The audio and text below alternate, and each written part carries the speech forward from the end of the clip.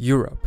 Most of it has been at peace since the second half of the 20th century. In fact, many of us Europeans are living through the longest period of peace that our continent has ever known. From antiquity to the Romans, the barbarian invasions, the Middle Ages, the time of the discoveries, and even the modern world. War was something Europe always knew as somewhat of a permanent reality, but thankfully that seems to no longer be the case, at least for now. Not only in Europe, but in the world. In fact, the UN Charter reads in Article 2, all members shall refrain from the threat or use of force against the territorial integrity or political independence of any state, with the most recent conflict in Europe in most countries being at least some or even several decades into the past. Now, the topic of this video isn't the most recent war each country was involved in. In a lot of cases, countries have been involved in foreign conflicts, sending their troops abroad to take part in them, usually in other continents. Or in some cases, countries have had their own conflicts, but which did not involve their home territory, like the British with the Falkland Malvina Islands or the Portuguese with their colonial war in the 1960s. This video isn't about that. It also isn't about the last time each country was invaded, although I can also make videos with each of those topics if you want. Russia, for instance, was invaded by Napoleon's France or by 20th century Germany, who did in fact occupy some of their territory, but not to a point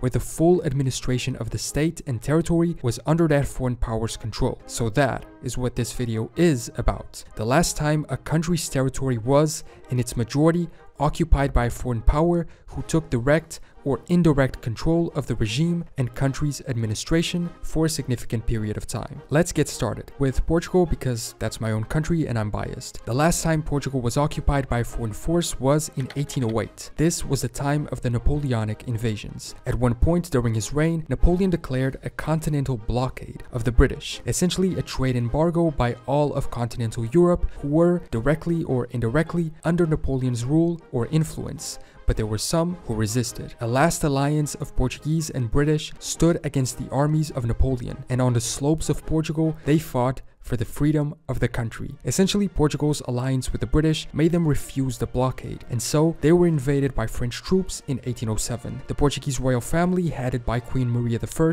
took their fleet and fled to Brazil. The French quickly occupied much of the country and appropriated or disbanded almost all of the Portuguese army, but not for long. And in the year 1808, the Portuguese people revolted against their occupiers with the aid of newly arrived British reinforcements, and French occupation effectively came to an end. Since then, despite taking part in World War I and having their own colonial war, Portugal's mainland has not been occupied by a foreign power since. Spain was similar, also invaded by Napoleon, although with somewhat of a different story. Spain initially sided with Napoleon, helping him invade Portugal, but then disagreements and ultimately Napoleon's betrayal led to him also invading Spain, turning it into a client state and placing his brother, Joseph Bonaparte, as his puppet Spanish king. Eventually, the Spanish people revolted as well, and in part joined with the Portuguese and British in pushing out the French armies and the puppet regime through the Iberian Peninsula Wars. Since the end of this war in 1814, Spain's territory has never been occupied by a foreign nation. Switzerland is known as the country which is always neutral, but its current permanent neutrality only became a reality after 1815. In 1798, Switzerland was completely overrun by the French and was renamed the Helvetic Republic, and being another Napoleonic/French puppet, it became involved in the wars against Austria, who also invaded them from the east. Switzerland essentially became a battle zone between the French, Austrian, and Imperial Russian forces. Eventually, in 1815, the Congress of Vienna re-established Swiss independence, and the European powers agreed to permanently recognize Swiss neutrality, and the country has not only not been occupied, but also not invaded and not at war since then. The country which has not been fully occupied for the longest time is technically Turkey, only being under the rule of the Mongols until 1335. However, this is a little bit of a stretch, for two reasons. One, at the time it wasn't really Turkey, and two, it stretches the definition of occupied a little. By any reasonable definition, Turkey was occupied after World War I. In fact, the Ottoman Empire lost most of its territory because of the peace deals, and Constantinople itself was occupied by British, French, Italian, and Greek forces. However, this occupation was a consequence of the Armistice of Mudros, which ended Ottoman participation in the war, and not a consequence of direct invasion, as was the case with Napoleon's Spain. A puppet regime was not instaured, and most of Turkish Turkish territory was not effectively under external rule. So I think the argument that this was not a full occupation, despite being very flawed, is somewhat understandable, while the Mongol occupation mentioned in the map was more direct. The Mongol invasions of Anatolia took place over a large period of time from 1231 to 1335. Real control over Anatolia was exercised by the Mongols after the Seljuk Sultanate surrendered to them in 1243. The Anatolian territory was ruled by beyliks, which were small principalities, and these reported to the Seljuk Sultan, which in turn, during this time, reported to the Mongols. Although it's important to note that at this time, the empires of Nikaya and Trebizond, as well as the Latin Empire, also controlled much of the current Turkish territory, and the concept of the Ottoman/Turk state was not really a thing at the time. And then Russia. Russia has also technically been occupation-free since a successor to Genghis Khan's empire, the Golden Horde, was thrown out in 1480. Like I mentioned, we must mandatorily take into account the invasions of Napoleon and Germany, which did initially successfully occupy a large portion of the territory, especially in Germany's case. But there was effectively no full-on occupation where the entire state was under the control of a foreign power, since these Golden Horde Mongols arrived and subjugated the Kievan Rus. And even then, local Russian princes were allowed to keep most of their authority in their own principalities, but they were subjects to the Mongols and needed a stamp of approval to be able to remain the prince, arriving in around 1237 and successively conquering much of Eastern Europe for the following around 200 years. All of the Rus states submitted to Mongol rule, eventually taking advantage of Moscow's rise in power and internal Golden Horde troubles. Russia recovered its independence and threw out the Mongols, with a great stand on the Ugra River in 1480. And this was the last time Russia was fully under the control of a foreign power. Sweden comes in third place on this ranking of longest running non-occupied countries. Sweden was invaded and arguably conquered many times in early history. In 1363 by Albert of Mecklenburg's Germanic army, and by Denmark several times. But if we only look at the modern Swedish state, created in 1523 after the end of the Kalmar Union, the current Swedish territory has never been occupied. Don't get this wrong, they lost territory throughout time in wars against Russia and Poland-Lithuania, losing land in the Baltic region, Finland, amongst other places. But what we know today is Sweden, not so much. I would say they managed to do so through three main reasons. One, their location is reasonably isolated and partly inhospitable in the north. Two, the other powers of England, Spain, and the Netherlands saw it as a good power balance against Russia and Denmark. And three, they were in fact pretty strong during this period, managing to fight off potential invasions. All other European countries were last occupied sometime within the 20th century, all of them as consequences of World War II or the Cold War, save three of them: Bulgaria, Finland,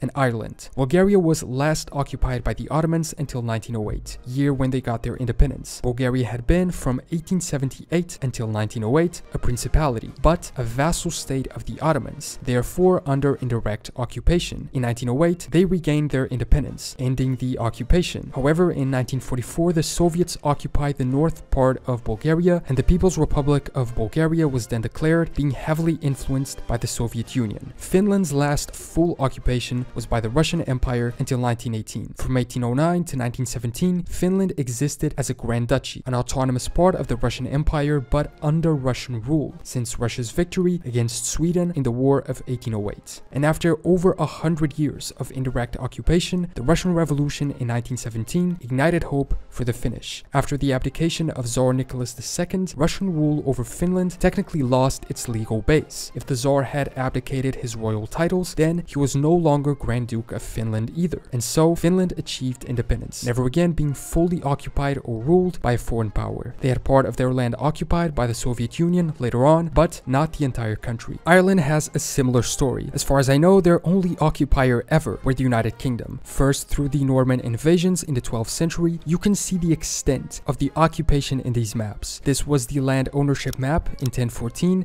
and this was the change in 1300, with Norman control throughout. The English therefore established a lordship over Ireland by this time. Eventually there was a Gaelic resurgence, and by the end of the 15th century, English authority was pretty much gone, also due to the ongoing War of the Roses in England. From 1536, the English decided to reconquer Ireland, and throughout many wars, a union eventually took place in 1801, creating the United Kingdom of Great Britain and Ireland. But the resistance of the native Irish against the Normans and their heirs continued throughout history, culminating in the Easter Rising and War of Independence in the early 20th century. By 1921, the Republic of Ireland became independent, effectively ending the Norman, English, and British occupation that lasted on and off for around 7 centuries. The remaining countries in the continent of Europe have simpler and more to the point stories about their last occupations, because like I previously said, they are divided into 2 main events: World War II and the Cold War. France and the Benelux were last occupied by Germany in World War II. As the war began with Germany's invasion of Poland and honoring their guarantee of Poland's borders, Great Britain and France declared war on Germany. Having successfully conquered Poland, Germany moved to the Western Front to take on France, invading the Benelux countries as a way of getting to it. Upon conquest and capitulation, these nations were occupied by the Germans, only recovering their independence with the Allied Liberating Forces invasions in 1944 and 45. As was the case of Denmark and Norway, Operation Weserobung was what the Germans called their invasion of these 2 countries. Its main purpose was to secure the iron ore supply that shipped from the Norwegian coast, also extending their sea defense network. Danish liberation came in 1945 with the surrender of German forces in the area to the Allies, and in Norway, the advance of Soviet troops was significant for German withdrawal. Since then, these nations have lived at peace without being occupied by any other country. And down south, Greece, Serbia, and Albania were occupied by the Axis powers as well. Greece and Serbia mostly under German control, and Albania existing as an Italian puppet and protectorate. By the end of the war, Allied forces were able to liberate the countries, along with the many locals who always resisted throughout the years. Germany, Italy, and Austria themselves were also last occupied in 1945, but by the victorious Allied powers after the war. Germany is arguably different, being separated into East and West, with the East not being really occupied but existing as sort of a USSR protectorate until later on. Iceland's last occupation date is also set to 1944, but this is debatable. 1944 is their date of independence from Denmark, but associating this with the end of an occupation might be wrong. I'm unsure of how much of Iceland's population at this time was native to the region, or if they share a common origin or even identity with the Danish. So, was this really the end of a foreign occupation, or simply the separation into a new country? If you know, leave a comment telling me. Poland became free of occupation in 1945, but was heavily influenced by the Soviet Union, existing almost in a puppet regime type situation. So this time label is, in my opinion, somewhat inaccurate, and we could choose 1991 as a more accurate date, as is the case with the 3 Baltic nations, plus Belarus and Ukraine, who only saw their full sovereignty restored after the collapse of the Soviet Union. Hungary has 1956 and Romania 1958 as the dates in which they were last occupied, and while their dependence on Soviet control was smaller than their eastern neighbors, like Poland, and their territory not being occupied and technically their own, I still find these dates somewhat misleading, as their full authority over their own country was only partial and only fully restored with the collapse of the Soviet Union in 1991. A more accurate example is Czechia in 1968, with the forces of the Warsaw Pact, the Soviets' response to NATO, invading Czechoslovakia. But the result of this was an even closer approximation of the Czech regime to the Soviets, resulting in a more accurate date also being 1990 for the end of indirect occupation / foreign rule. If you follow Iceland's criteria for Slovakia, then they would also have been occupied by the Czechs until 1993, with that being the date when they got their independence. But I disagree with this way of looking at it. I think these separations and independences are different cases. The same happens back in the Balkans, with many of the old Yugoslav countries being pointed as last being occupied in 1991, the year in which Yugoslavia was dissolved and they became independent, or 2006 with the separation between Serbia and Montenegro. But these countries weren't occupied by Yugoslavia, they were a part of Yugoslavia. Maybe you can argue that, like the Soviet Union, where Russia took real control, Yugoslavia also had some countries hold more power within the Union, but I don't think you can consider these Yugoslav ones as an occupation. However, a different logic might apply to Kosovo, who did in fact have conflicts with Serbia to become independent instead of a simple process of separation. And last but not least, a quick mention of the United Kingdom, who have no date for their most recent occupation, since England, Wales, and Scotland merged to form the modern modern United Kingdom in 1707, the country has never been occupied, being the only European nation today for which that is true, although I guess being an island helps a lot. The last successful invasions would arguably be those of the Danes and then of the Normans in 1066, a very long time ago. So that was a very quick overview of the last time each European country was occupied, a concept which is difficult to define, but in this case I defined as the last time a country's territory was in its majority occupied by a foreign power who took direct or indirect control of the regime and country's administration, and not taking into account partial occupations, from the Mongols to Napoleon, Germany, the USSR, and other individual cases, some simply being of independence processes in which that specific concept of occupation is debatable. Did you like this video? Leave a comment below letting me know, subscribe if you want to catch future videos I post, and I will see you next time for more general knowledge.